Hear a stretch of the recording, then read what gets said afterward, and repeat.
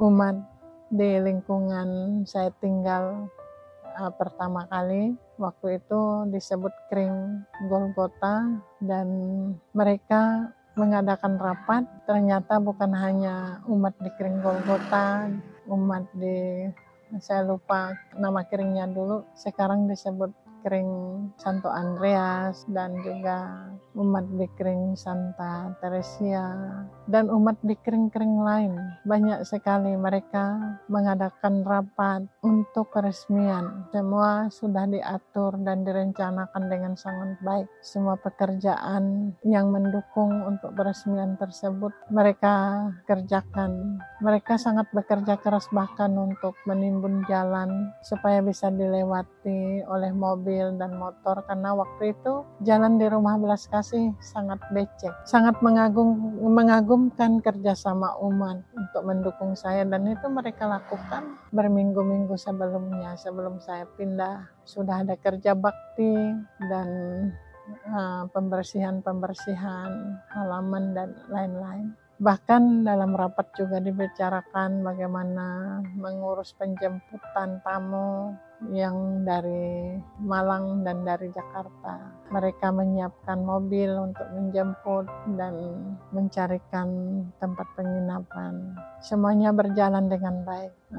Tidak banyak tamu yang datang. Sebenarnya tamu yang datang itu adalah Romo Haryawan Aji sendiri dan juga teman saya, seorang yang selalu setia membantu dan mendampingi saya waktu masih di biara di Singkawang maupun sesudah, yaitu Ibu Astuti Sitanggang. Tetapi kehadiran mereka yang tidak banyak itu sangat berarti bagi saya.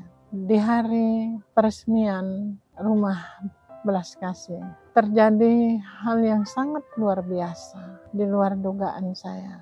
Saya sangat bersuka cita pada hari itu, bisa dipimpin oleh Romo Yandi Buntoro CDD, Pastor Paroki Santo Agustinus pada waktu itu, dan didampingi oleh Romo Haryawan Aji Okarem dan juga Pastor Maximilian Kim Song OFMK. Keduanya adalah sahabat-sahabat saya yang sangat baik pada saya, sangat membantu saya dalam banyak hal. Tanpa diatur atau bagaimana, hari ulang tahun mereka juga sama, tanggal 10 November. Senang sekali bahwa mereka hadir pada hari yang sangat spesial untuk saya. Dan di luar dugaan, umat yang datang juga sangat banyak. Untuk ukuran Rumah Belas Kasih dan keberadaan saya yang masih sendiri. Meskipun hari itu hujan lebat, tetapi mereka tetap datang. Kemudian makanan yang tersedia juga berlimpah-limpah. Ternyata dari uang 2 juta yang disediakan, ada berlimpah-limpah makanan. Sampai semua yang hadir pun tidak dapat menghabiskannya. Masih banyak sekali sisa makanan sesudah perayaan pada malam hari itu. Ternyata umat-umat yang datang membawa sendiri juga makanan-makanan yang diperlukan. Bahkan untuk hiasan bunga di altar, ada yang umat yang membuatkannya. Waktu itu seingat saya namanya Ibu Cinda. Bunga itu sudah dirangkai dan tinggal diletakkan di depan altar. Luar biasa. Dan ibu-ibu WKRI Ranting di lingkungan tempat saya tinggal bekerja keras telah memasak makanan yang semuanya enak-enak. Piring, mangkok, semua peralatan masak mereka pinjamkan. Maka terjadilah perayaan yang menurut saya sangat khidmat, tetapi juga sangat mendatangkan sukacita. Saya sangat bersyukur atas peristiwa yang luar biasa itu. Kemudian pada malam harinya saya melihat makanan-makanan masih banyak. Maka saya menghubungi Step, anak muda yang sekarang sudah dipanggil oleh Tuhan menghadap Dia. Saya menghubunginya untuk mengajak teman-teman yang ada di kos-kosan teman-teman yang ada di asrama untuk membawa makanan tersebut ke tempat mereka supaya dapat disimpan. Karena waktu itu belum ada kulkas untuk menyimpan makanan supaya bisa lebih awet. Dan mereka datang membawa makanan-makanan tersebut.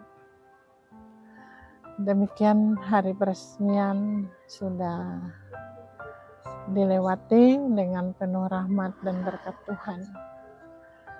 Ada satu pesan dalam peresmian tersebut yang selalu saya ingat, yaitu dari khotbah Romo Yandi yang mengatakan bahwa bibit rumah belas kasih ini yang saya dirikan seperti padi yang ditanam. Mula-mula kecil dan dia yakin lama-kelamaan akan menjadi besar. Bahkan Romo Yandi berdoa dan berharap semoga rumah seperti ini akan ada di paroki-paroki yang ada dimanapun. Itu harapannya di hari itu, dan Romo Yandi meminta umat semua yang hadir mendoakan saya. Saya juga sangat bersyukur bahwa di hari itu hadir juga para suster CP yang ada di gereja paroki Agustinus. Dukungan mereka bagi saya sangat berarti. Inilah cerita saya tentang peresmian dari Rumah Belas Kasih.